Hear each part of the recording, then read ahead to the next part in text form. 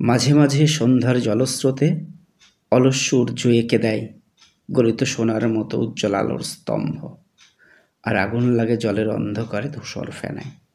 সেই উজ্জ্বল স্তব্ধতায় ধোয়ার বঙ্কিম নিঃশ্বাস ঘুরে ফিরে ঘরে আসে শীতের দুঃস্বপ্নের মতো।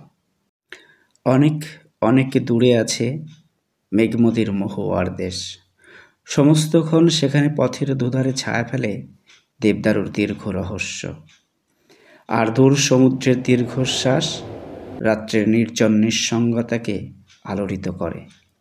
আমার ক্লান্তির উপর ঝরুক মহুয়ার ফুল নামক মহুয়ার গন্ধ।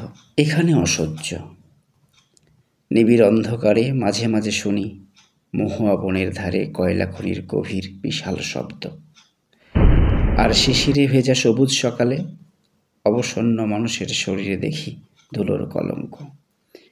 ঘুমহীন তাদের চোখে হানা দেয় কিসের ক্লান্ত দুঃস্বপ্ন।